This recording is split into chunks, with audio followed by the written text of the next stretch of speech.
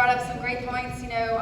So I've developed the Friends of Hiller Park from the very beginning. We did fundraising in Hiller Park. Since Sherry Bell's not here, I'll go ahead and explain it all. We got 2 new playgrounds, the wheelchair swing, got a splash pad thanks to Beverly Martin's help.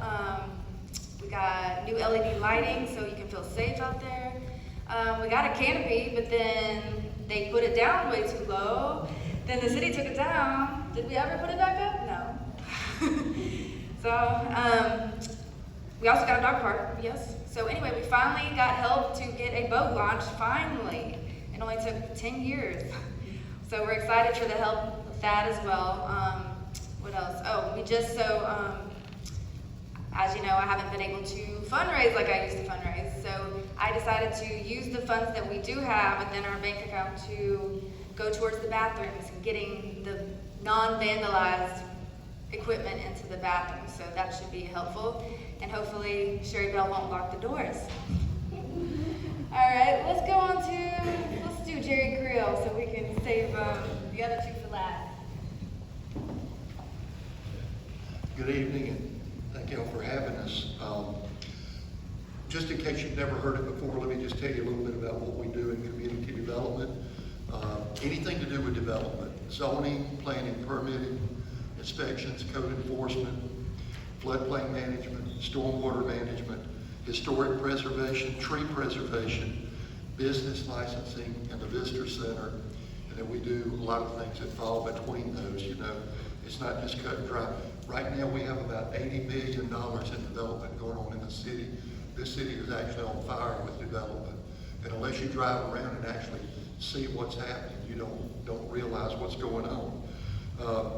We're talking with 8 hotels, 5 restaurants, 2 car washes. Actually, the 2 car washes are already under construction. 2 convenience stores, of course, the new Rouse's that everyone's so excited about. And that took a lot. We had to not discuss that for 2 years while we were working on it. They told us that if the word gets out about this, then we'll pull the project. So it was all I could do to keep the mayor, because naturally he wanted to go out, and talk about it. But I have to give him credit. He did. He kept it under wraps. We've got 2 new tenants that are going to be going into the Hobby Lobby. They've got to do some renovation work down there. Also, the vacant space that used to be Joanne's Fabrics up near Pass Road. They have a new tenant going in there. We'll announce those as soon as they allow us to. The apartments, townhomes, and single-family houses are just off the chart. I mean, the more we build, the more people come. And with the apartments that were built, Landing Court, Arbor Landing, up next to the Walmart Neighborhood Market. As soon as one of those buildings got within about 5% of being complete, the owner was called and trying to get certificates of occupancy because he had a list of people ready to move in. Those are complete now, and they're filling those up. One of the things that we get asked about most of the time at ward meetings has to do with code enforcement. One of the things that we do is make sure that after people build or develop a piece of property, that they maintain that piece of property. And we've just gone through some changes. We've had to make some adjustments. There was a state law change that kind of limited what we were allowed to do in order to enforce the codes. And we went back, worked with the police department to try to restructure the way that what we were doing to comply with the state law. And now we've been informed that they're fixing to pass a law that goes into effect July the 1st that will essentially go back to what we were doing before. I mean, it's got some minor changes in it, but someone in the state realizes that it had severely hampered our code enforcement efforts, not just ours, but every city and county in the state. And so there's a law that's being passed now, and we're working through that. Of course, one of the big things in this area also is the new Keesler headquarters. Keesler's going to be bringing all of their branches into that headquarters there. They're going to build a new building there. It'll be a pretty good sized building, but they're working real hard to make sure that they maintain a lot of green spaces in the parking lot and going behind it. And then of course the new road going to the community college, which It's gonna be really nice. I know that we've got some things to work out there as far as traffic goes. In addition to that, we have a good rating too. You know, our department is rated on two different things. Number one, how our building department is working. We get rated by the State Building Department Rating Bureau. We have one of the best ratings in the state. We have a 4. And then as far as flood goes, our efforts in flood, we have a 6 rating right now. We did have the best rating in the state. We were the only 5 in the state. And what happened is that the FEMA changed the Insurance Services Organization changed the way that they were grading cities. You know, the actions that we had been taken were changed, so we had to go back and recalculate it, and it dropped us a couple of points, which took us down to being a 6. You know, 1 being the best, 10 being the worst. We went from a 5 to a 6. Now, what does that mean? What those ratings translate into is discounts on your insurance. If you have building insurance and you build a house while we have that rating, that good rating, you should be getting a discount on your home insurance because of that. If you build a house and it's in compliance with the flood elevation regulations and those kind of things, you should be getting a discount on your flood insurance. You should be getting at least a 20% discount with that 6 rating. It starts at 10, and every time we drop a level, you should be getting an additional 5% if you're in the flood zone. If you've got a flood insurance policy and you're not in the flood zone, you should be getting a 10% discount. So if you don't see that on your flood insurance or your building insurance policies for new houses that are built, then you need to call our office and we'll check to see what's going on. But a lot of things going on. If you ride around, you'll start to see a lot of development happening, not just in Ward 3, but all over the city. And we work every day to try to bring more development here. You know, the more we can bring revenues here, the more that we can provide the services to the citizens, you know, road repairs and those kind of things. So we work every day to look for ways to make things work within the law and within the codes. And I think that's about it. Jerry, we didn't, I missed, again, I don't realize it either. We didn't talk about the Pops Ferry extension. Well, the Pops Ferry extension, I think we have all the properties that we need in order to accomplish that.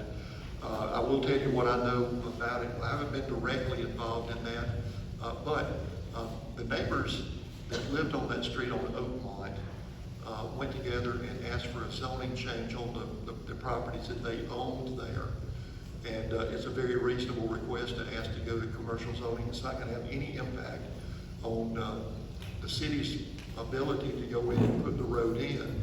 It's just that the property was zoned single-family residential. It was surrounded by commercial business zoning, and they basically came in and asked that their zoning be changed to go along with the zoning that was already around them. And I anticipate that that will be passed pretty soon. You might want to give them more details about it since you've been in the middle of that. So, anyways. Okay, y'all want to talk about cannabis or short-term rental? Those are the things that we get pounded about. You know, the city elected to accept cannabis. You know, there are a lot of people that rely on medical cannabis. That's what we're talking about, not recreational marijuana or cannabis. But the city elected to accept it, and there were certain zones that we put it in which matched up with pharmacies. What zonings do we have where we allow pharmacy to go in? All right, let's allow the medical cannabis dispensaries to go into those types of zonings too as a use by right. And then there were some other different types of agencies that go along with cannabis that we left as what's called conditional use, meaning that to be approved, they would have to go through the planning commission and through the city council to get approval. Well, we had a lot of people in the office asking about opening cannabis dispensaries, and it just seemed to be something that was going in the direction of being oversaturated by, you know, naturally they have to comply with all the state regulations about cannabis, but the authority that was delegated to the city is that we have the ability to determine what zones they go into. So what we're doing right now to combat this saturation issue is we had a first reading today about making all cannabis operations making them all conditional use. There would be no more that would be allowed just as a use by right. In other words, every application would go through the planning commission and through the city council to determine if it's in the right location, what are the other things around there that it might be causing a conflict with. So the first reading was today. The city council should vote on that next Tuesday night. And if that goes into effect, then we'll start enforcing that. And then, of course, short-term rental is something that we get beat up over a lot. One of the things I found out about short-term rental is that people either love it or they hate it, and not a lot of middle ground there.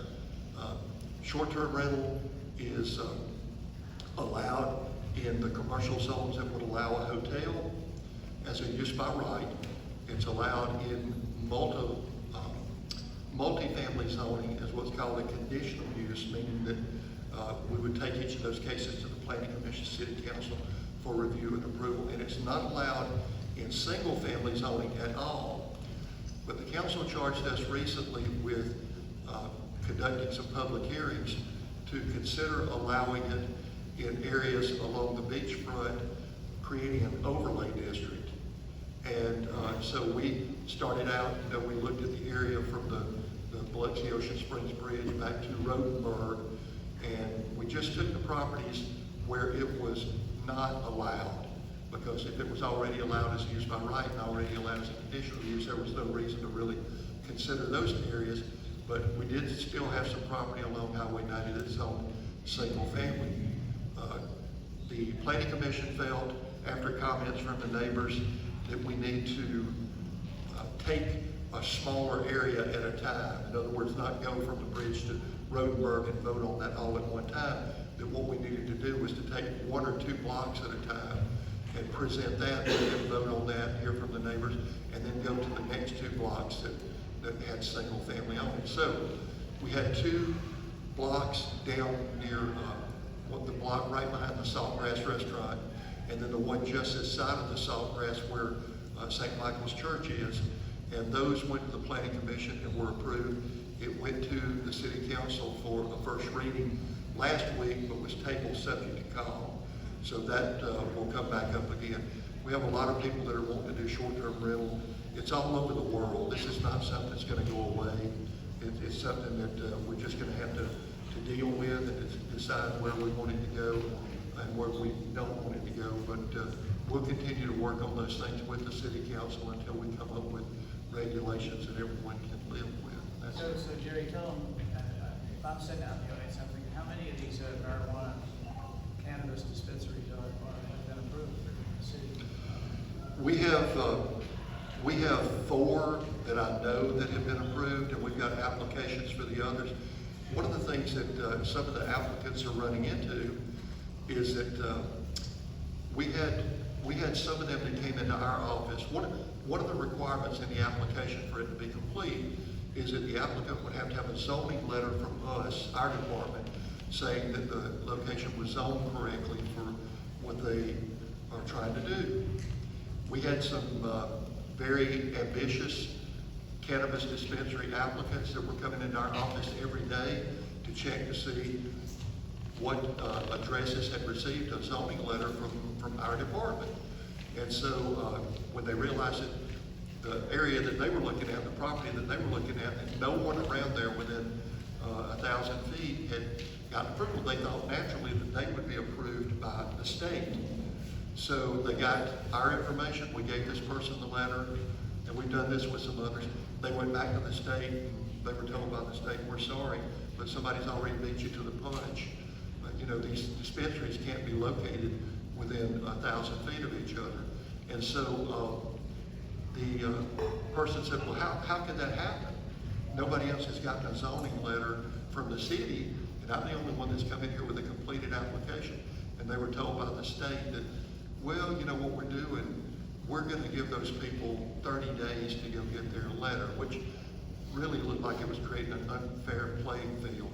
We've talked with the state agencies that are overseeing this to try to make sure that everybody is given a fair opportunity for this. But right now, we just hadn't seemed to make any headway. But we have 4 that I know that have been approved, and some others where we have applications pending. Short-term rentals, we have 396 that have actually been approved. Some of those are where you had an entire apartment building that all the apartments were approved. That's why that number seems fairly high. But we put some rules in place about short-term rental where we had some people with existing apartment complexes that came forward and wanted to convert their apartments over to short-term rental. Well, one of the things about that is that building was built strictly for residential purposes. And if they come in to convert it over, that was doing a couple of things. Number one, that was taking a lot of residential units off of our inventory where people live permanently. But also, it was allowing those people to go in and use those apartment buildings without the construction being up to a commercial quality, which essentially an apartment building, when it converts to short-term rental, it's a hotel. And there are regulations for hotels that they have to build by in order to be used for as a hotel. And so we thought that the short-term rental apartment buildings that were either being converted or being used should meet those same standards. So with an existing building, if somebody now is going to come in and convert it over to short-term rental, they essentially have to gut the building and go back and put in MC cable and some other things that we require for a commercial building. And if they're building from the ground up, we warn them in advance. We work with the fire department on this. We warn them in advance that if you have any hint that you're going to be converting these apartments over to short-term rental, you need to go ahead and put metal clad cable in it now, because if you don't and you come back later, then you're going to wind up having to gut the building. So we've done a lot of things to tighten the regulations on these things to make sure that people aren't abusing those ordinances. So anyway, that's it. Anything else? And I'm proud of these guys too, just like the fire and police department. Jerry's probably the most highly qualified planner in the state. He knows where all the bones are buried. Well, I don't know about that, but I appreciate the compliment. Thank you. I forgot to tell you about the most important project. And this is one of, and I guess, I don't know, I forget a lot of things these days. I think it's the water I drank at Camp Lejeune. But, so we've been saying we were going to build this Pops Ferry extension now for probably 8 years. And every year we say we're closer, we're closer, we're closer. Well, we're close. The property's been acquired. There are two lots we still have to close on, but the agreements are in place. The three railroad crossings that we had to close in order to get one new one have all been closed now. The last one was closed just today, Holly Street. And the design is ready to go to state, to MDOT to be reviewed. So if everything stays on schedule, 60 to 90 days from now, we'll go out to bid. And we'll award that contract and begin turning dirt. It's a 1-year period of performance. We'll begin turning dirt this calendar year. The importance of that road, for one thing, it brought us, probably was the thing that got us, roused us, because that intersection really needed some help. Part of that project is to redo the intersection at Pops Ferry and Pass and put in turning lanes and make it more functional. But the real kicker on this project is the bridge. You know, we went down the road of the toll bridges, tried that out, and that didn't sell very well. So too many people going back and forth 3 or 4 times a day, and that just wasn't going to work. So we backed up, and we've got now a request to the state to give us $15 million to repair the existing bridge, at least to get that done. And we've got high hopes of getting that money. But in the meantime, the Pops Ferry extension, the extension of Pops Ferry Road all the way to the beach, ties us into a state highway, which is the first step we need to make Pops Ferry a state highway. Pops Ferry is actually Highway 615. It's on the books as Highway 615, but it's never been actually accepted by the state as a state highway, even though it's on the books. The important for that state highway is that the bridge. You notice Gulfport got their bridge repaired here recently, and Ocean Springs got their bridge repaired recently. The difference between those bridges and our bridge is not a state bridge. It's not a state bridge on a state road. But now with this Pops Ferry extension, we're a step closer to Pops Ferry becoming a state road, and a state then will help us on the bridge. So that's all coming to fruition, I think now. Sorry, I forgot that. The project is right at $20 million. $2 million of that, thanks to Ms. Beverly Martin, is coming from the county to help us get over the finish line. Thank you, Beverly. Yeah. $7 million of city money, another $4 million of state money, and even Senator Wicker kicked in a $2 million earmark to help us get across the finish line. So the money's in the bank. We're ready to go. As soon as that design's approved, we can go out to bid, and that road it'll actually happen this year. So, and with that, Mr. Dixie, who are we going to go to next? The guy I've been bragging about. I don't have much left now.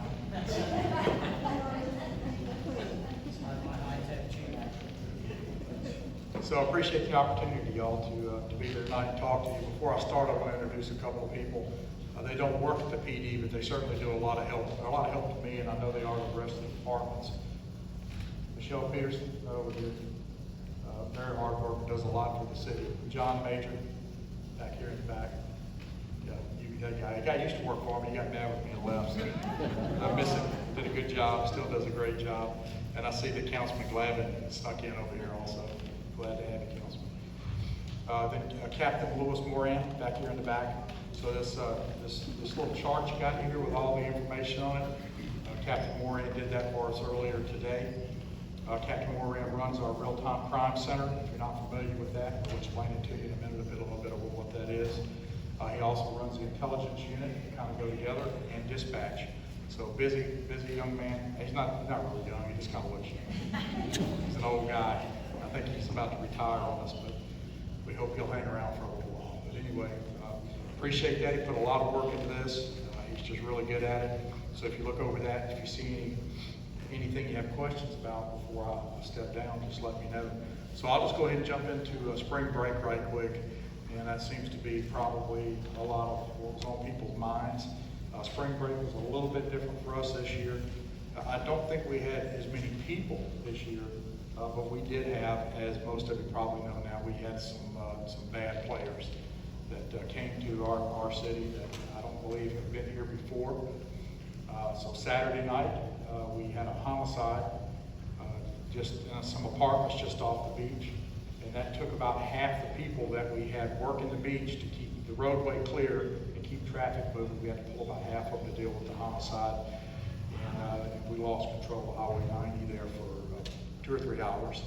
And so it took us a little while to regain control of that. And then on Sunday night, we had a shooter. It was just a bad guy.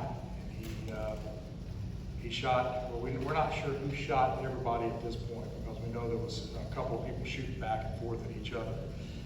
But we do know that this guy is responsible for shooting one of our officers in the arm and shooting about 4 other people. So we can confirm that.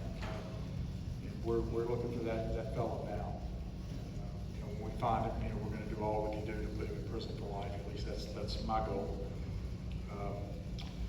But it was a long weekend, and we talked earlier about issues with hiring. That was brought up, and again, it's not just with the police department, it's with just about every business. Just about everybody I know are trying to hire people. Very difficult to understand why that is the way that it is. But in the police business, it is not something that just happened. This has been gradually building. Very, very difficult to find people that want to do this job anymore. Like my boss had said, we've raised salary 2 or 3 times, but it's, salary certainly helps, but it's not so much a salary thing anymore as it is. It's just not an attractive business, probably for several reasons. We had the whole defunding the police that took place, in some of the bigger cities, and that made it very unattractive. And then you see all throughout the United States, you see officers being shot and killed almost on a daily basis. If you're not familiar with that, we're part of the Officer Down page at our department. So every officer that's slain in the United States, we send a condolence card to. So they come across my desk every day, and I'm able every day to review those and see, what the cause of death was. At one time, the cause of death in the police business was heart attack, the main cause of death. And then that kind of gradually moved into the vehicle, killed in a vehicle, either driving or struck while they were working out beside the road. But now, it's right there. Gunfire is going to be one of the, probably, if not the top, right at the top. So lots of people shooting police today. So all those things combined makes it very difficult to find people that want to do this. And again, Mr. Leonard talked about minorities. We've had some movement there with minorities here lately. Matter of fact, the last people I swore in 8 the other day, and they were all minority. So we're very, very proud to see that. But we're still working. We've been to every job fair in the state of Mississippi. We recruited all the universities. We're all over social media. And we knew that this thing would turn around. I think we've got a couple of more hard years before we see that happen. But it has helped. We've been able to hire a few, and we're still down about 20, 25. Yes, sir. Have you ever thought about giving bonuses, upfront bonuses? Yeah, we did. We thought about it because we knew there was a lot of police officers leaving Illinois, and other big cities. But Florida jumped the gun on us on that. Florida offers a whole lot more than we can offer. I mean, I think if you want to be a policeman in Florida now, they'll pay for you to move there. Plus, they're going to give you a $5,000 or $10,000 bonus. I'm not sure what it's up to now. So that's hard to compete with. Very hard to compete with. But we're not alone in this fight. Like I said earlier, I'm part of a national board, so I'm able to talk to police chiefs, police leaders from all over the United States, and this is something that is really, in some bigger cities, it's a real problem. They're down thousands of officers, believe it or not. So, we're going to keep pushing. And again, I think that this profession will again take hold, and people want to be a part of it. Yes, sir. I read an article online that said it was about difficult getting people volunteer to come back out here and work. Well, I said that. And I said that based on what I was told. But some of the people, what we do, since we really don't have enough officers for the large events that we have, the day-to-day operation-wise, we're good. But when we have a large event, there's people coming into the city, we have to bring in more policemen. And what we do is we hire those policemen from other cities throughout the state of Mississippi. They're Mississippi certified policemen. We bring them down here, we put them through a training class and try to get them, thinking like a Biloxi policeman. So we've had no problems up till spring break. And in spring break, there were some that said they would not be back. I think that that'll turn around. I think there's plenty of policemen that want to come here and work because we pay them very well to come here. They probably triple in salary what they make in some of the smaller communities that they're from. So, we'll see. We'll just have to see how that works. Yes, ma'am. No. Some of the events that we, and I'll run through events right quick and how they work. Some of the events are city sanctioned events. I mean, the city has skin in the game. They've bought into it, and we do a lot of in-kind services with some of those different events. And then there's events that the city has never bought skin in the game. Mainly because most of the time there's nobody to talk to. There's not, like let's just take Cruising the Coast for an example. With Cruising the Coast, there's actually a board of directors that control what happens with Cruising the Coast. And it's pretty much that way with all the other events. There's a couple that aren't that way, spring break being one of them. There is no particular person to talk to. There's usually 6, 8, even more sometimes promoters And each one will claim that they are they are the promoter. But so far that has not, we've never found the promoter in the bunch.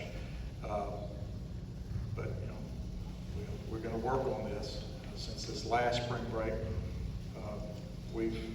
there's several things that we think we can do to make things a little better. Most of our events are traffic events, right? Everybody knows that. You have a large event, you've got 30, 60, 100,000 people come to town. Our infrastructure really doesn't allow for that. So we've had to be very creative to keep all that traffic moving. The plan that you see with the cones was a plan that came from, actually we didn't dream that up ourselves, well, part of it we did, but most of it came from Atlanta, and that was a plan that they used for large events in Atlanta. So we're currently in discussions with some of our Florida neighbors who are also having some problems with different events, and they're looking at what we're doing, we're looking at what they're doing, but again, traffic is usually the issue. This past weekend with spring break, traffic was an issue, but we had, just like I said earlier, we had some folks that we prefer would not come back to Biloxi. Really didn't have, our interest in their mind, and they acted that way. So, yes, sir. I got two questions. With spring break, and looking at some of our fellow states along the coast, some of the cities has restricted alcohol on the beach, which this is one area that I see that could be a virtual problem for what we have had. Now, my second question is the individual that we have identified that we assume is the shooter. Why have we not put out a reward for his location? There is a reward for it. Well, There is. I heard today there wasn't. Well, there is. I stand corrected. There is through Crime Stoppers. There's a reward for it, and it's just a matter of time before that guy shows up somewhere.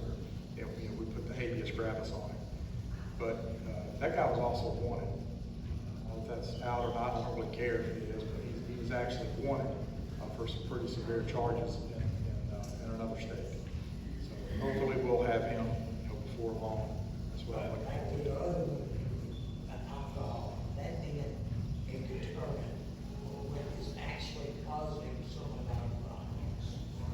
Well, I'm not going to It's a major problem. Sure, I'm not going to disagree with you, because I think any time that you mix alcohol and guns, you're going to have a problem. We had that this past weekend. So the alcohol issue is something that's being looked at, and we've progressively moved forward with this alcohol problem. You can't have an open container on the beach now.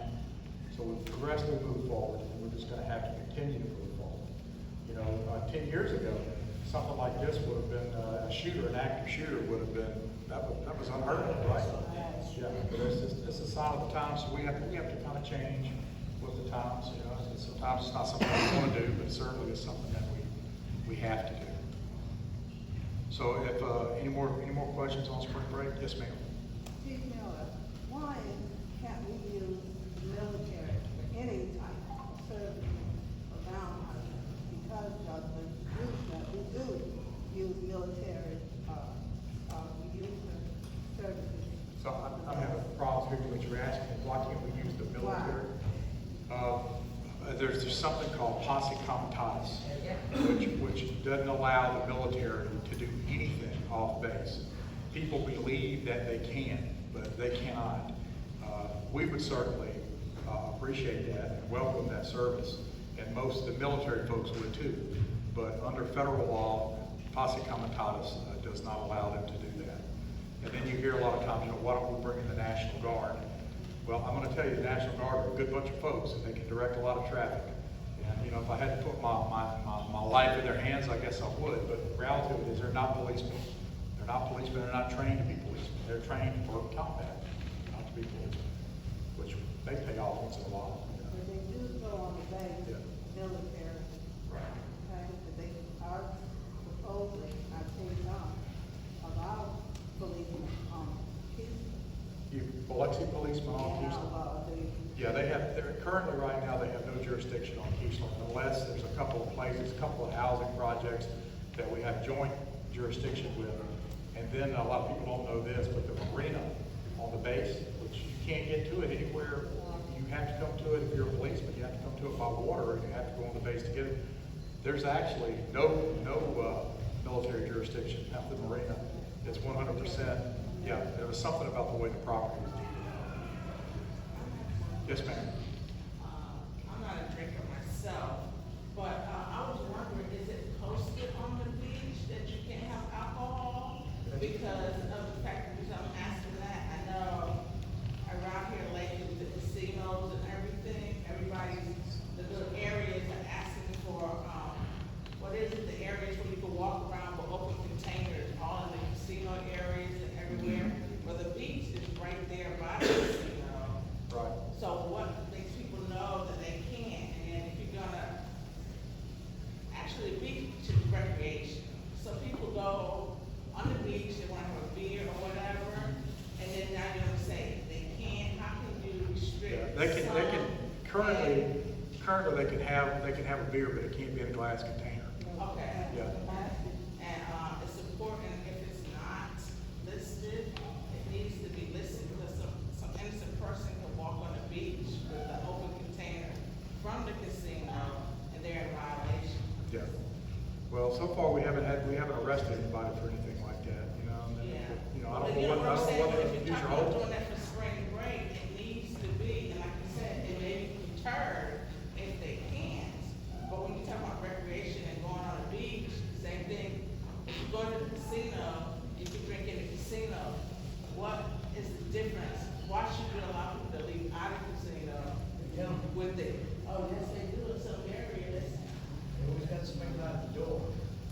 but you can't drink on 90 in the casino area and in Ocean Springs, around the bar there. You can walk around there drinking. I've never seen it overseas. They stop you. I think what he's referring to is Mississippi state law prohibits you from walking out of anywhere that serves alcohol with the alcohol. Right. Now, I'm sure people do it sometimes, but. Okay, but you can't walk on the streets with it, right? Yeah, there's different areas that you can. Right, okay. Yeah. Recreation.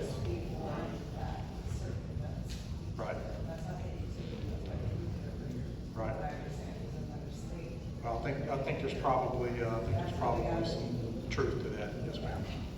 Anybody else before I move on? Yes, sir. I don't like to hear about shootings at all, but, Not me either. the officer and the 4 people that were shot, the last I heard on that LS was the officer was okay and he had to do some therapy, what have you. Do we have an update? Is he gonna be able to fully recover? I talked to him about, I guess, maybe an hour and a half ago, and he's doing well. His doctor told him today that he would have a long recovery, mainly because of the nerve damage. Apparently, there was not a lot of bone left in the arm, and so they had to go in and put some plates in there, and naturally, you know, the bone will have to graft back to those plates. So he's looking at probably a year of therapy before he, you know, hopefully then he's going to have, you know, he'll have, you know, full use of that arm. And by the way, he wasn't just a police officer. He had retired from us, and under Mississippi state law, retired from PERS, you have to stay out 90 days. You can't even volunteer for 90 days. And so he was out for 90 days. He's a minority officer, out for 90 days, and he came back, and I signed his reserve status 2 days before he was shot. And he is our chaplain, by the way. He is our department chaplain. So very religious guy that does a lot of work for us. Came back as a reserve officer. I mean, you know, he was not getting paid to be out there. I mean, he was out there because he wanted to be there. And he was, you know, they asked him if he'd work, and he did. The other folks that were shot, yeah, it's a miracle to me that no one was killed. Those 4, a couple of them were in critical, but they were in guarded but stable condition for quite a few days. But my understanding now is that a life-threatening part of it is over with. I'm sure a couple of them will have some, you know, some therapy also that they'll have to get through. All right. I was going there next, I wanted to ask about his role. Please, the next time you speak to your officer, and I think I can speak for the group, let him know that Ward 3 is praying for him, will absolutely tell him that. I know he'll appreciate it. Thank you very much. Now, the other part to this is there was a lot of stuff on the news after this is over, and forgive me if my memory is wrong, but I believe a couple of years ago, we had a shooting and cruising the coast. And then we had somebody get killed and burned over alive because somebody was smoking a tire. Yeah, there's issues every year. There's always, with any big event, there are always a few issues. Anything with traffic, that's why we issue a lot of citations during those events, because we know, a lot of people, we catch a lot of flack over that. It's cruising the coast. Why can't you let them spin out? Well, every year somebody loses control somewhere, and so we don't allow that. But we don't have a lot of problems out of cruising the coast. I guess I guess probably we would have more traffic problems out of scraping the coast than any of the other events. And that's just because it's a younger crowd of people.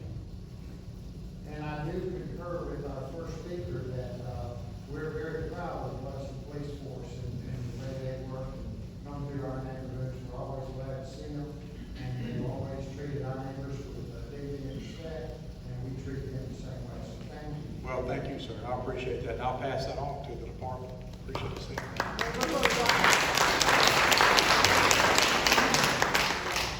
All right, if nothing else on spring? Yes, sir. I'd like to make one more addition.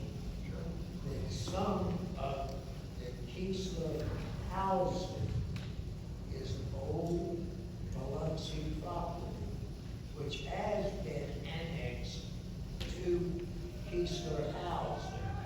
And in turn, if I down 9.1, I get you, him, Keesler, and everybody else coming to my house. I Is that a bad thing? physically had 9 different departments. Well, it's actually interesting. 911 call. Well, it's interesting that you said that, because I talked to the base commander just yesterday, and there's been a push on for a few years now to change the jurisdictional lines and to change some of the jurisdictions where if they need us on base, we can go on base. So that is something that's being looked You know at. what the 911 call is. Right. So that's something that's being looked at now. But Right. I thank y'all for being here. Well, thank you, sir. It wasn't for me, but it was for somebody Well, else. I'm glad you showed up like that, a bunch of others. Yeah. I thought you were going to complain about that. I don't know what we're complaining about that. Well, organizing that. Thank y'all, and we appreciate it. Thank you, sir. Chief, I don't know if you're going to address this, but I have a question. There's always numbers on cruising the coast, how it impacts it, hotel occupancy, economic impact. Is there anything been done on like spring break and what it brings to the coast in those tourism type of areas? So I can tell you what we do for every event. We do a report on every event as to what it costs my department, and we used to try to include Parks and Recreation and Public Works in that also. It's very interesting, how much money it actually costs. It usually takes, we have to wait till all the overtime's in, because you never know if a guy or gal's working, if they're actually working on overtime or if they're working straight time. So it usually takes that first pay period to get by before we can get something accurate. But for every event, I can't talk to you about hotel motels. I'm not real sure how they do that. But I can tell you that we do that on every event, so we have an idea of what it's cost. And that's the only way for me to be able to budget for it the following year. Now, that's cost. The other side of that equation is how much income or revenue is produced. Kenny Glavine maybe can shed a little bit of light on that. Councilman Glavine is in the hotel business. And he's got Let's let you have it. he's comment on that. Thanks for the opportunity to talk about it. On Wednesday after this event, the Hotel and Lodging Association had a meeting. I'm the president of that organization, and Ms. Linda Hornsby is our executive director. We gauge and we give weekly reports, and I see Asher Travis in the back. He'll know about that. I used to work for him for the Holiday Inn Group. But we give weekly reports on the occupancy in the area from a source called the STAR report, Smith Travel Research. And those reports show us that for this particular weekend, hotel occupancy was down. Hotel occupancy ran below 60%, which is unprecedented for weekends in April. What happens is the hotels actually fill up with reservations, but the declined credit cards and the early checkouts are quite high, so it's hard to hold the occupancy because you don't know which ones are going to be good credit cards or bad credit cards. Matt McDonald also spoke at our meeting in the concert that they held at the Coliseum. They had around 3,000 people. That was the lowest event in the arena so far this year. So from an economic standpoint, from hotel occupancy per se, and from our Coliseum, we probably don't bring in the money that we would if we had a different event or a normal weekend, such as the air show, the crawfish festival, some other events that we have. I want to predicate it by saying this though. You know, listen, there was a lot of bad actors, as John alluded to, and that's what tainted this event. We, as a community, my personal opinion is, and as an elected official, is we need to get control of it, and we're working with Dixie and the rest of the council and the mayor to get the right information to make sure we put in place a good plan. So I don't know if that answers your question, but I did my best. All right, if there's no other questions on spring break, I'll move on to a couple other issues. So, events, let's talk about that for a second. So we have a minimum of 8 large events every year, and that's everything that you've heard of before. Everything from cruises, coast, scraping the coast, Mardi Gras, spring break. There's several more. We have the marathon now that take a lot of manpower. So about 8 of those usually. Large. And when I say large, I mean that's all hands on deck. That's every policeman we've got. Plus, if we try to hire maybe anywhere from 12 to 20 from out of town, it takes all of them for those big events like that. But then, what people don't realize is that we'll have between 50 and 70 smaller events throughout the year, whether it be a 5K run or a festival, or all that takes a lot of manpower. So here recently, and this is the event season for us, recently we really had to buckle down hard because we would have policemen that would work 3 weeks straight without a break. And if you can't do that very often without burning out. And so I just want you to hear that from me, that is a fact of life, that they will work 3 weeks, sometimes more, without getting a day off. That's unacceptable. So we've got to get more people hired. We've got to be able to rework the way we do some things. But we always keep safety is paramount, and that's why we put so many policemen on each event working, is so that we can be prepared and have officers for whatever happens. Let's see, because you got the air show coming up this weekend. Everybody's ready for that, I'm sure. If you'll look on the back of what Lewis did, you'll see he talks about it back here. He mentions, I'm sure, on there about traffic. So I'm going to tell you today that I'm sure that it's going to be packed. I expect 100,000 people in Biloxi on those 2 days. Parking will be a premium. There are going to be some buses running that you can park, away from the site and grab a bus. I think that's going to be slow, and I think that there's probably going to be more people than we have buses. But we're going to do our best, along with Kiesler, to get everybody where they need to go. So my advice would be to come early, prepare to stay late, bring a cooler with refreshments with you. If you're driving yourself, I don't know that Kiesler's going to let you on the bus with a cooler, but if you're bringing your own car, make sure you have some refreshments with you, because it gets hot quicker than people think that it will. And then bring your chairs and just come and sit and have a good time. When the thing's over with, don't get up. Sit there, talk, carry on for a little while, and give yourself plenty of time and let some of the traffic get out of the way before you try to leave to go home, because it will be crowded. Let's see, we talked about hiring issues.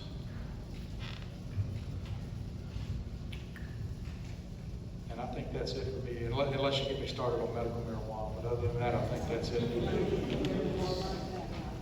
Don't have a lot of opinions on that. Thank y'all very much. I'm asking you, because you're a policeman, you just mentioned safety. What are y'all doing about all the homeless? You They know, have an encampment. I'm amazed that I didn't talk about the homeless. They have an encampment right over here along the railroad tracks. 2 or 3. I live right behind Treasure Bay. A year and a half ago, my house got broken in. Carol was a policewoman. I was in New York. My house was broken in. If I don't come right now and press charges, they're gonna have to let him go, even though he was on probation for doing the same thing. Yeah. Have to leave New York, get down here by Monday to press charges. It was Labor Day weekend. There's hundreds of them.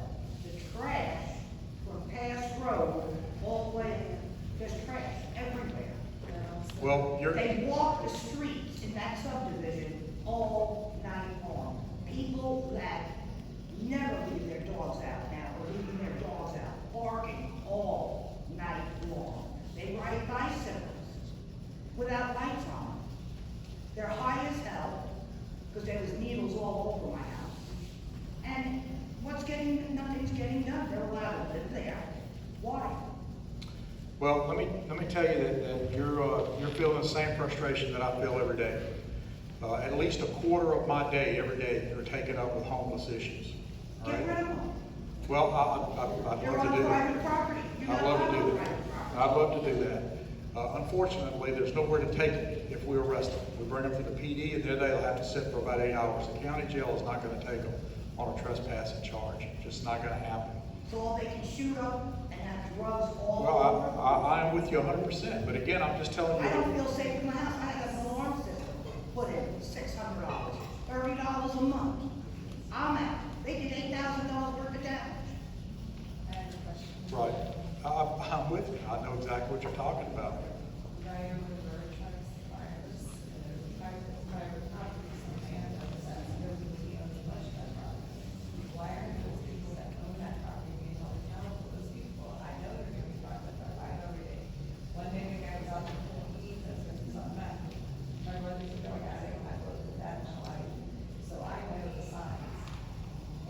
So let me just put it out there for you in a nutshell, because I know you're mad about it, and I don't blame you. Let me finish. I don't blame you, because like I said, I deal with it every day. But the reality of it is the police department should be responsible for their conduct, and we do. We arrest them regularly. I have nowhere to take them other than the PD and hold them. And as far as a private property owner, guess what? The law says that a private property owner can do what he wants to on his property. Well, so what we do, no doubt in my mind, we arrest them all the time. Right. So what we do is we go to the private property owner and have them sign a trespass letter. If I don't doubt that. So I don't doubt that. So what you have to do there is call us when you see them. And we came out. And we came out. And the lady on drugs ran my fence over on Valley Street and stuff. I knew her from the old city. And that neighborhood is as bad as people think it is. And that's the question, and it hasn't sealed for forever. But there's some of us trying to look it up and bring the talking about stuff. I invested my money there. I moved there so I can walk to the beach. And now I have homeless people, drug addicts. Well, I know the police department.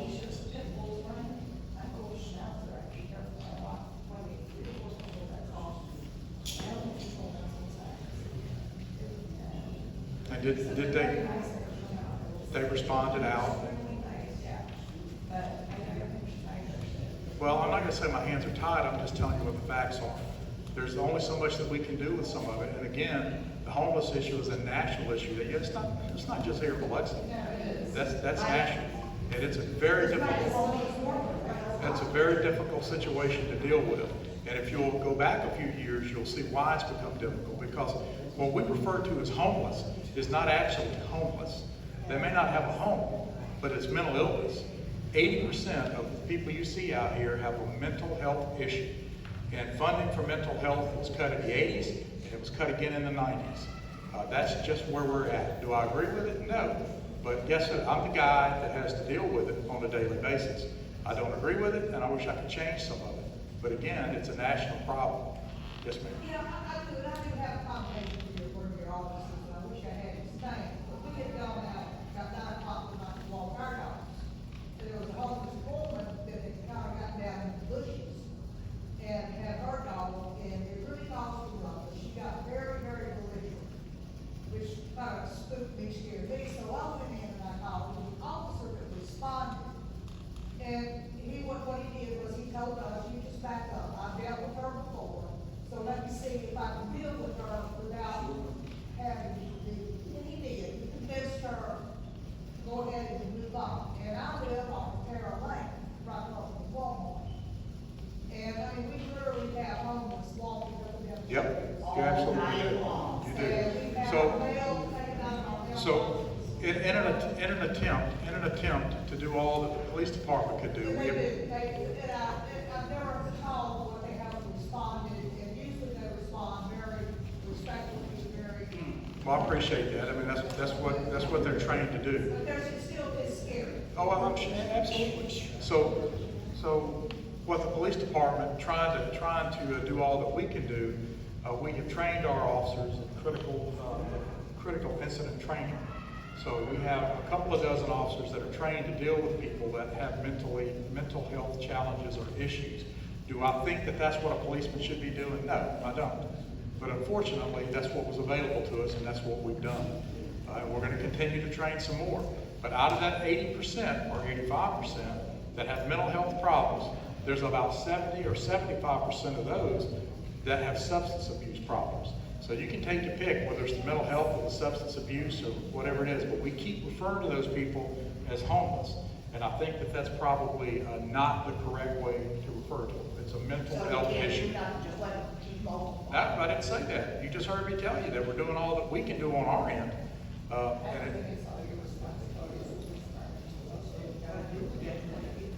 That's how a lot of people, that's what a lot of people think, yes. That's what a lot of people think. And we appreciate, I, for one, feel horrible that people have to go through this, but I've been doing this a long time, and I've just seen it get progressively worse. And I think it's going to continue to get progressively worse until there's money that's available to deal with the issue, and it's not there right now. That's just my opinion. There's a lot of money out there for a lot of different services, but mental health is not one of them. Yes, ma'am. Yes, I know that probably 2 years ago or so, the property owners, I don't know if they were told to do it or they voluntarily did it, they cleaned up Broadwater property. They actually mowed it. They cleaned it up like everybody else is supposed to do in the neighborhood. Right now, it's overgrown and more moving back in there again, and that's what is causing some of the issues. So, you know, and to top that off, probably, I don't know, Jerry, maybe you could enlighten us if there's any progress on the development, or is it just stay that way? We do, we've written the property owner up a number of times. The problem is, like the chief said, you have to get the property owner to sign a no trespass letter to keep those people off. And I don't know if he signed a no trespass letter. As far as the growth goes, what we've done, we've had it cleaned up several times around the perimeter of the property. There's sections in the law that says you can't make them clean up the entire piece of property. You can make them clean up so far in. Does that account for Southern Avenue goes so far in? I'm sorry, I couldn't. Like Southern Avenue, you know, not Highway 90, you know, but like Southern Avenue, our neighborhood. That's all overgrown. I can see that's my house, we're having the same problem. Right. So if, let me just throw this out there. If a group of you want to get together and you know, give me a call. We can sit down. We can sit down and see if there's something we can dream of, you know, to do in the neighborhoods.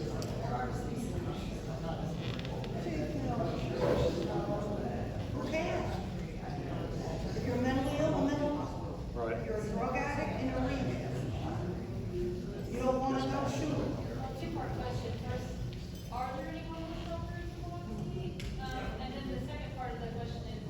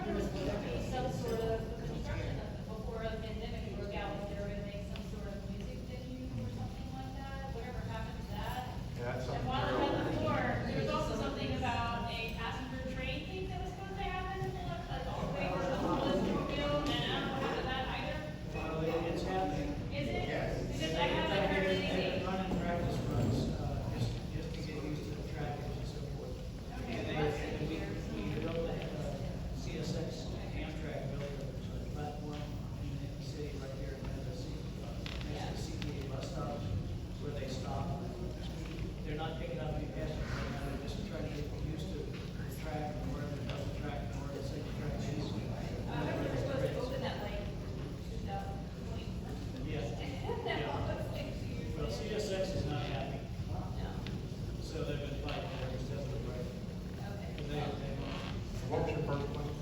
Are there homeless shelters anywhere near here? There is. There's quite a few people that deal with the homeless on a daily basis. Well, dealing with the homeless, I've heard of like soup kitchens and things, but now it's a place where they can stay. Yeah, so what you have is you have the Beach Road mission over here, Okay. right? And that guy runs a tight ship over there, a lot of respect for him. He doesn't put up with a lot of BS there. So a lot of them don't want to go there because he's a tough guy. He runs a tight ship and he does a good job. Then you've got Open Doors Homeless Coalition that have helped the police department a lot by placing people in apartments or even houses sometimes. And then you've got Back Bay Mission, who also helps to place people. We've had a lot of success lately with and again, I don't think a policeman should be doing this, but we track down family members and find out if they'll accept them. And so Back Bay Mission a lot of times pays for their trip. We line it up, and then we can send them to a family member where they need to be with somebody that can, kind of take care of them really. Chief, tell them about what's a typical day in a homeless detail. Oh yeah, so right, so we have Not just sitting waiting for somebody to call us. yeah, so we have 4 people. That's all they do is deal with the homeless all day long. There's 2 on a ship, and they go from one neighborhood to a business, one call after another, trying to determine what they can do, with these folks. Have we gone through 4 times? Yeah, if that was legal, I would. They're literally living in apartments, and they're like, at least, I've seen people walking back and forth. So what you don't, right. What you don't see is you don't see that, this team is constantly catching those people, finding those people. It's a silver van and a white car, they have been in Biloxi probably for at least 6 months now, and how can you live in cars? Right, but they do it. They do it all the time. But again, we do our best to try to find. So they really can't live on somebody else's property unless the property owner gives them permission to be there. Yeah. Well, again, we can't argue it all out here tonight. But if you'd like to sit down in your neighborhood with me, I'll be glad to do that. Somebody else had a question. Yes, ma'am. I just had a comment. When we're making comments all over, and we're talking without the mic, nobody can really hear. So if we can go to the mic, it would be really helpful. Okay, all right. We'll keep that for the future. All right, yes, ma'am. Speaking of neighborhood, my residence here in Biloxi, right along the Jim Money Road, we used to have what's called neighborhood watch. Neighborhood Watch is still available. A lot of people think that the police department runs Neighborhood Watch, and we do not have the manpower to do that. So what we do is we set it up, we establish the meetings, and then it's going to be up to whoever your block captain and the people in your neighborhood. It's up to them to keep it going. We're always there to help. But what happens usually when the police stop coming to the meetings, because we think that the neighborhood has control of it, then it falls apart. And it shouldn't be that way. The neighborhood should be able to control that. Some of our neighborhoods are less people now. Right. I think a lot of them don't know. Well, anybody that's interested in a neighborhood watch, all you have to do is just give the department a call, and we can make that happen. Yes, sir. So, the majority of what I'm hearing, the homeless or mental illness people that we're talking about, the majority of them fall between Blue Road and Irish, that whole property. The majority of them. I'm not going to say the majority, but yes, it's somewhere. Yeah. That property owner is what, 2, 3 people, 1 person, no more than 3? I've heard different things. 2. So this huge issue falls on 2 of our citizens. You brought up the point that people just, or they put a no trespassing sign on the property, then would that give you access to remove them? Oh, yeah, we work on that constantly. And, Is for he a lot the one to comply, or give him, yeah, well, you get right on. he's got a lot of power there to take care of a property. He does have a lot, well, the fining's not up to me. That's not up Well, to it's me. funny, the richest As guy far as- in probably the state, or one of the richest, Yeah. has homeless people on his North Ireland. Yep. You know? Well, those are not questions for the police chief. I don't know if we can. All right, so I think I've used up my time. Yes, sir.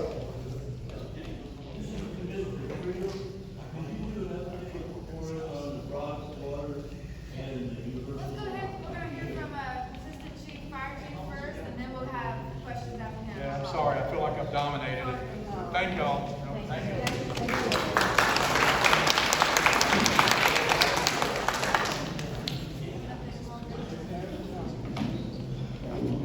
feel like Chief Miller covered it all. I'm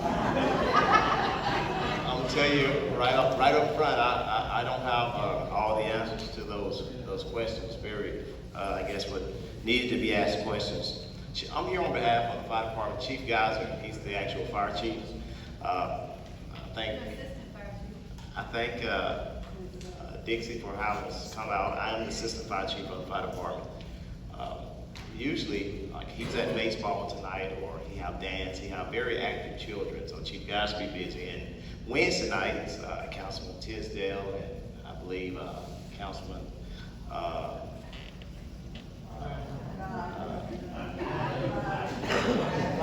Glad. When you have a Wednesday night council meeting, I usually be at church or Bible study, so it's hard to get out. But tonight we're here, and I'm so glad to be here, and it's good to hear all the questions and all the answers that are coming. I believe we work with the best police department in the state of Mississippi. I would say the nation. The best community development department. We work really good together. Got the best bosses that you can ask for. Well, he's did good tonight. There's a lot going on in the fire department. I won't be as long as Chief Miller, I promise you, because I see some people have walked out because the hours getting late. But I believe Mr. Leonard said it best. We had 3 new fire trucks just came in this past month. We're very excited about it. Chief Geyser and his administration, we sort of hit the ground running back in 21. We had to get 3 new fire trucks coming because fire truck life span is only about 20 years. We had to replace 3 new fire trucks that we got with the annexation with Woolmarket. So those trucks is phasing out, new trucks are coming in. It takes a while for a fire truck to be made, longer than it takes to build a house. So we have to spec it out and do everything for a fire truck to come in. It was 1.7 million, so that was something that you should be proud of as citizens of Biloxi. We wanted to make sure we do our due diligence to make sure that we get the best bang for the buck that's going to take care of you all when it comes to fire response and medical response. So I wanted you all to know that. He also touched on the fire station, Station 5, which is right across the street, the Bay Vista Fire Station. We usually run 2 rigs or 6 personnel out of that station. That station is very crowded, but I'm thankful to Mayor Fofo and his administration. Mr. Leonard been working really hard to try to give us some more room. So expect renovations to be done to that station so the firefighters can be housed in a more comfortable way. You should be excited about that because we're no longer just running BLS, which is basic life support, where we can just come around and maybe give you some oxygen and just help you with CPR, but we are running now ALS also, where we have paramedics. And this station here is one of the stations that we try to keep a paramedic at. Station 1, which is the main station on Porter Avenue, we try to keep a paramedic house there. And also Station 7, which is at Cedar Lake Station. Paramedic is to your benefit because now not only are they coming with basic life support where they can just do the basic things, but now they have advanced life support where they're coming with monitor, AED machine, where they can also give you the actual drugs that you need when you actually need help with a heart attack and stuff like that. So it's more skill and also more ability to get you going when you need to be going. This area here is a busy area. I think Mr. Leonard said it, one of our busiest stations within the city.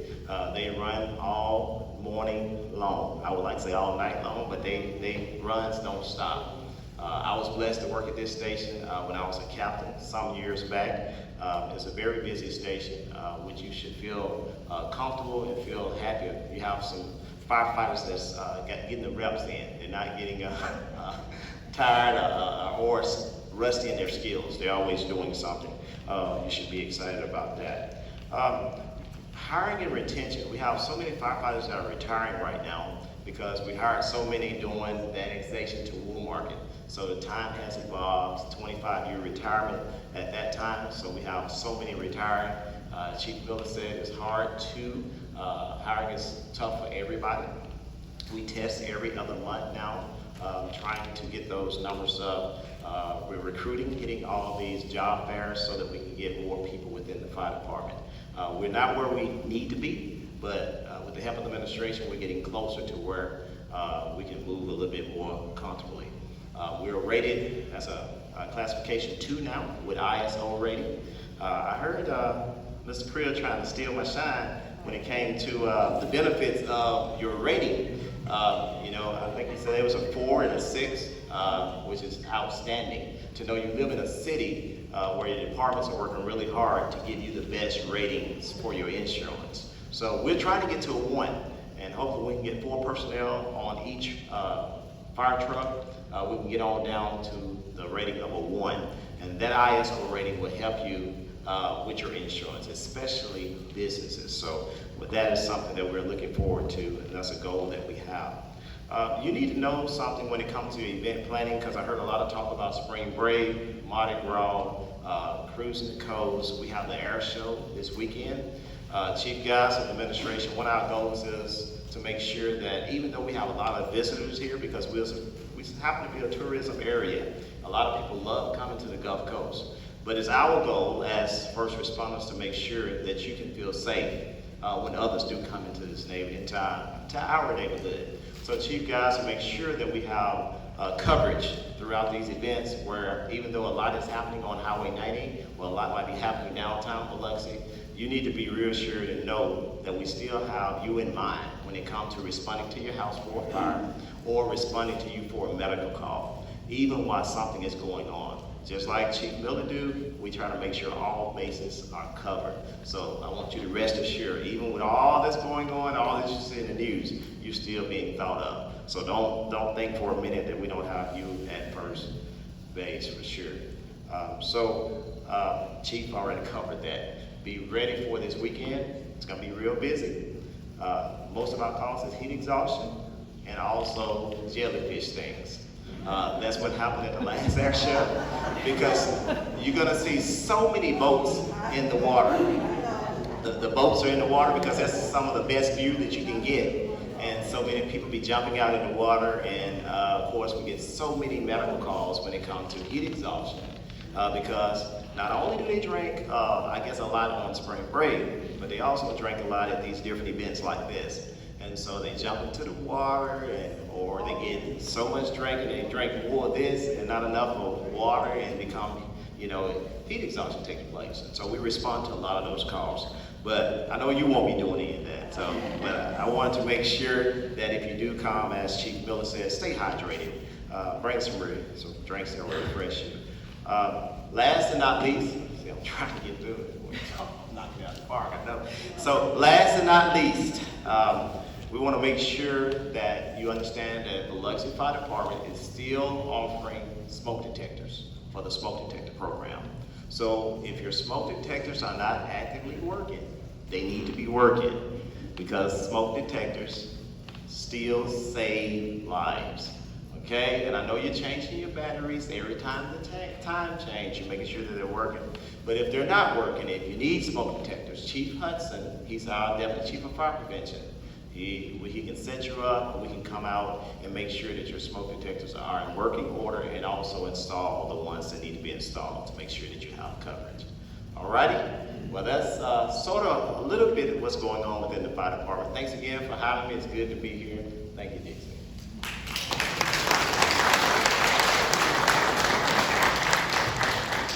I want to say thank you to all the directors that showed up tonight, gave us your time. Really appreciate it. Can we give them a round of applause, please? Especially Chief Miller, God bless you. I want to thank Michelle as well, our city clerk, for all that she does behind the scenes for all of us. I want to thank Tisdale, Lavin, Beverly Martin. Would you like to say a couple words of what's going on with this county, or real quick, so we go to questions? The alcohol thing on the beach is a county-wide issue. Sorry, I usually talk very loud. The alcohol thing on the beach is a county-wide issue. So if the county decides there's no alcohol on the beach, it's gonna be all 26 miles. Don't think the public's gonna go for that, but we are working on something else. There's a boat launch right down here that should be ready by June. It's at the end of Camilla Street. It's the first one on the front beach in 30 years, I think. So that'll help for, it won't be in time for the air show, but it's coming up. The big thing I want to tell you, and I'm not sure how many of y'all it affect, we had to redistrict the county, So, normally, a lot of people, I think some in this ward, maybe I'm wrong, but some of you may get questions. The VFW, which is the old McDonald's? Yes, ma'am. So we have had to move those roughly 4,500 people. They have sold the VFW. So what we're doing, we kind of got last minute and caught with our pants down. But so we're taking half of those people. They will now vote at Nichols Elementary School. The other half will vote right here at the West Biloxi Library. So I know I vote at West Biloxi Library, so just remember if you vote there, it's going to be about 2,500 more people voting there as well. We're looking for somewhere. We just did not have time to, by the time they sold it and by the time we got the word, we just didn't have anywhere. We didn't sell it, that deal fell through. Oh, it did? Well, now you can tell me. Well, we already had to send the notices out, but that was a perfect spot for us. Perfect. I used to open it up. Yeah, that's right. I knew I recognized your voice, but so I just want to tell y'all, try to be patient. We are trying to. We actually went to the fire station on Veterans Avenue, and yeah, that was originally where it was.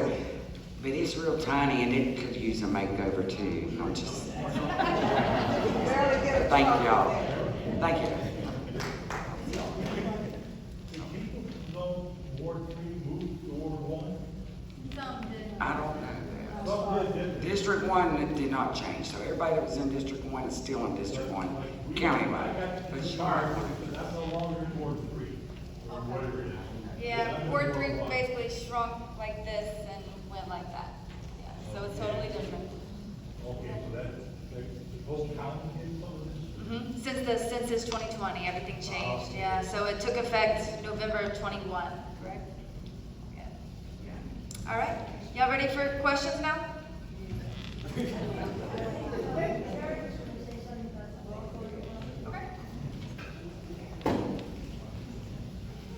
We've been waiting to hear back from the Broadwater. You know, they did make the announcement.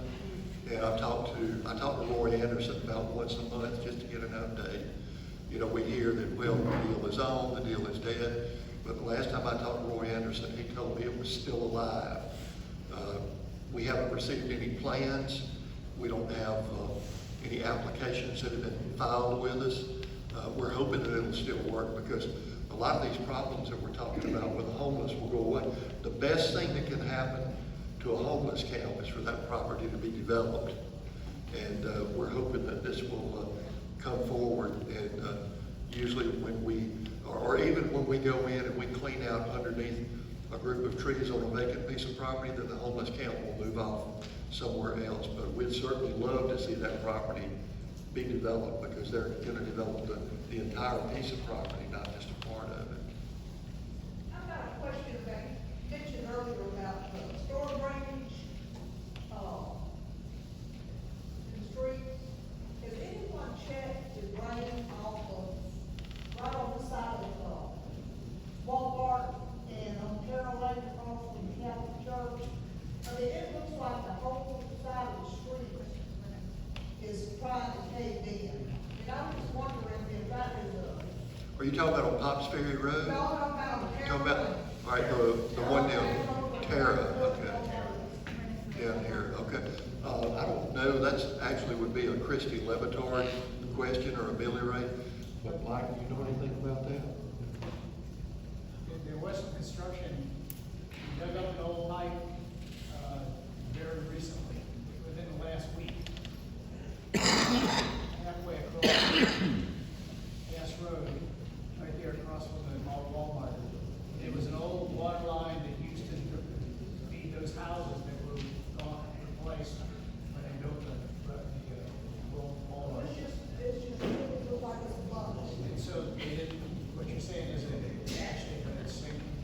I just hate to walk you through there. Be right on that tomorrow. Collapse on it. I'm sending a note right now. Have you received any applications for the property that just sold next to the ocean club? I've spoken with a group. I haven't received any application yet. Have we heard different things? We've heard hotels, we've heard condos.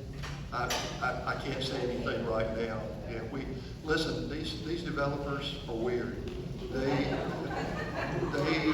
don't want anything released until they're ready to release it, and we don't want to jeopardize any of the project. I will tell you this though, as far as, we always look at economic indicators to see what direction it's going.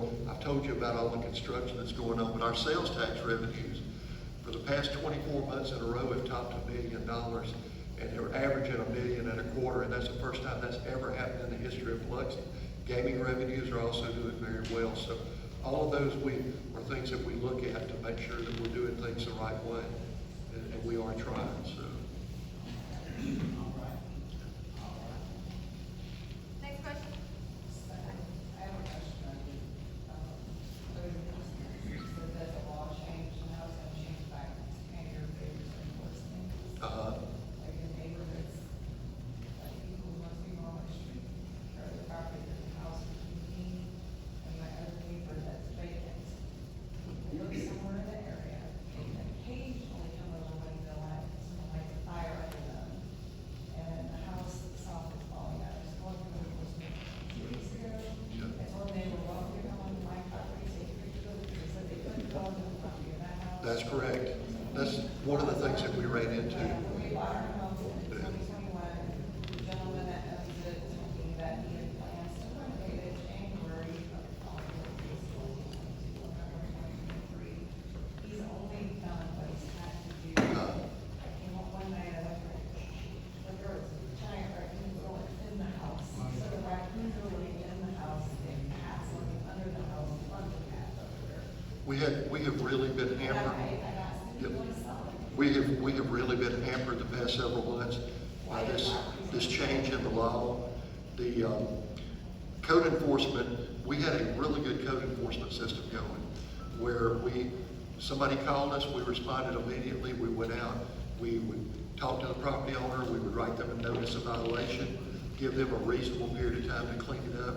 If they didn't clean it up, then we could write them a citation and take them to court. The law that changed actually informed us that we would have to have a sworn police officer to start delivering the citations.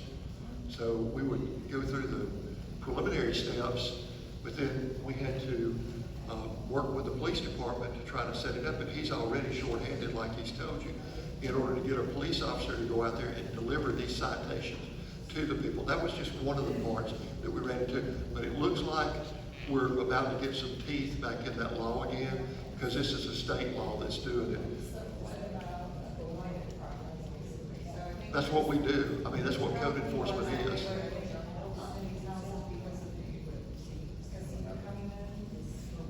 Well, it doesn't matter what they're holding on to it for. Under the laws, yes, but if you'll let me answer, I'll try to answer. Under the law,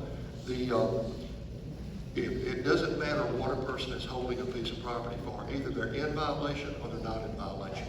If they are in violation, we write them up and we take them to community court. And before this started, we normally had anywhere from 175 to 200 cases in that court once a month. So we are working on it. Hopefully this new law is going to give us teeth.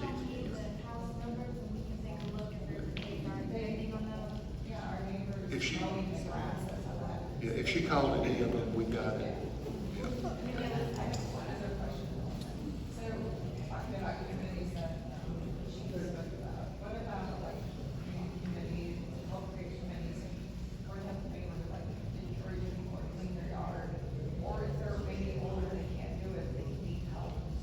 Well, what we do,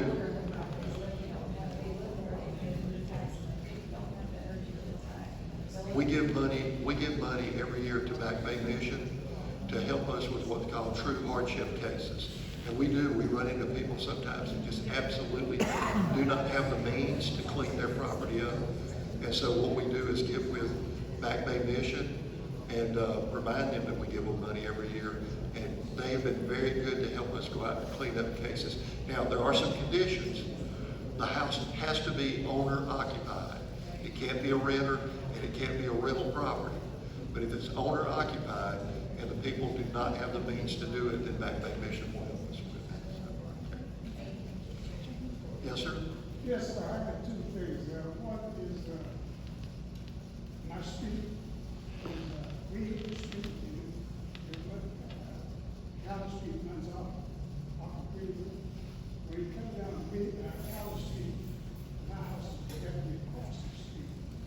And you get maybe 100 feet from, on Calvert Street, you can't see my house, you can't see the neighbor's house, or you can't see the neighbor's house. And I've been asked to see what I have to do to get a light up there, because both my people on my left and right. Okay, let me give you some good information that all y'all need. We have a hotline that you can call. It's 435-6279. The guy's name is Craig Ross, and he takes all of those requests when you call in, whether it's a blighted property or whether it's getting a street light or something like that. And we have a traffic committee that meets usually once a month to go over certain things, like people will request a sign or a stop sign or something like that. And we talk about those. Now, the street light issue, Mike, you want to talk to that? You can request it, and then we have someone go out there and look to see if one can be added. The second part of that, I had my yard, from the front to the back was too old, so they replaced it with drainage. They threw all the rubber holes on my lawn, which killed my grass. And then they left it, they put all the way to the back of my house. I had some sinkholes in the front of the house, and I had sinkholes in the back of the house. And I called Public Works, and the supervisor came up, and I said, this is October. I said, if somebody walks down in front of my house and hit that sinkhole, especially kids, because it was around Halloween time, I said, who's responsible? It could never be against that. But we still have the same problem, because he came back and filled it up with cement. And then after about 2 months, another sinkhole came at the same spot, because of the great site. I still, my shed in the back of my yard is sick. I couldn't get my driving along out of my shed because the ground is going down. And I called again to the Public Works, and he had a gentleman come. He tells me it was the water coming up on the shed sick. Well, a lot of it depends on whether or not it's on public property or private property. So we're allowed to work on public property, and we're also allowed to work in easements if there is a recorded easement there that the city has the ability to do it. But when there's something on private property, we can come out and look at it, but we're very limited on what we can do on private property. They changed the whole, the water line, was drain line from the back of the house, where I live in the back, house that, what do you call it?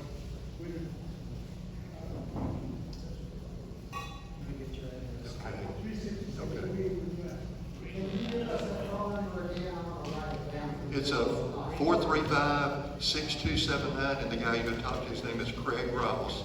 And and let me tell you, instead of just calling and talking to somebody, yeah, we'll take care of it, whatever.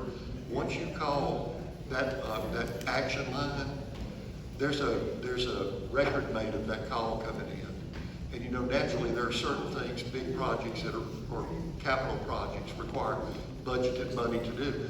But on small things, typically somebody will come out there and investigate it. And if it is something that's the city's responsibility, we'll take care of it. So. Pass Road in Nelson, there is a big hole and dip as you turn onto that intersection.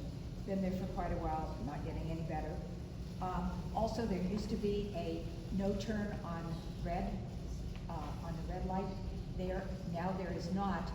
And there is a sign that says, stop here on red. But without that no turn on red, people are moving up to Pass Road. And now it makes it even harder with the dip and with other people trying to turn on to Nelson. It's just a real tight spot there. That's something the traffic committee could look at. Okay, I'll direct it to them. I know this is minor, these are all minor compared to the other issues we've talked about, but I would like to get them out there. Water bills, I get 2 water bills, one for my main water line and one for my sprinkler system. If those could be combined somehow, I believe it would save the city some money, and we're always looking for that. The sound system on the YouTube for the council meetings has gotten better, and I really appreciate that, because I know it's hard for some of us to get to the daytime meetings, and we do appreciate being able to watch that. What is going to be done, tearing down the tennis courts at Hiller Park, what is going to be replaced there? Anything? Nothing yet. Okay, fine, okay. Thank you for addressing the homeless and the litter and the trash, and thank you, Dixie, for having the meeting. Thank you.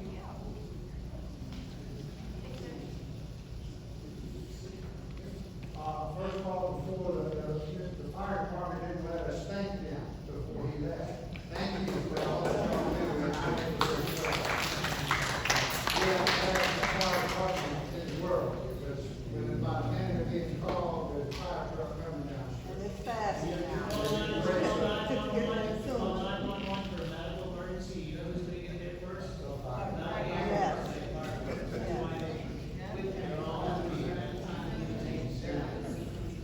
The other one is, red lights.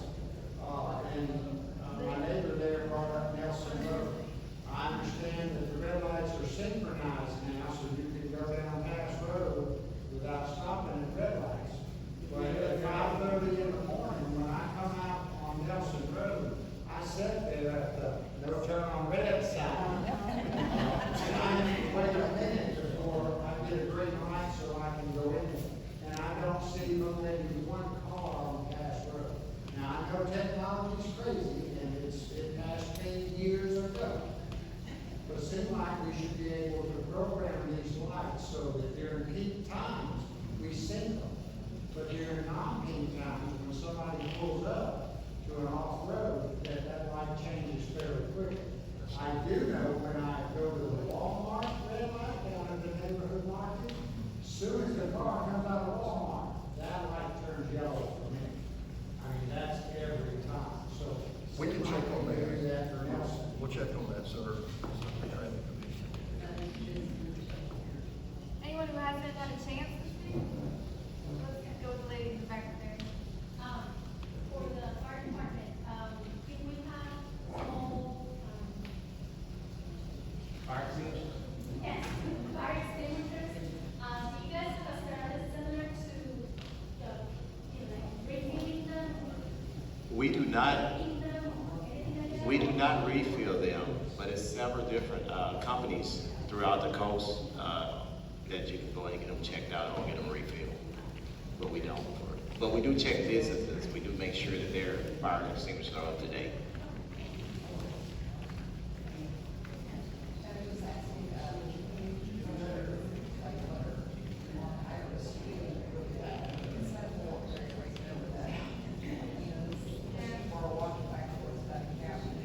Put it in all the time, gets cleaned up, and you leave it like that.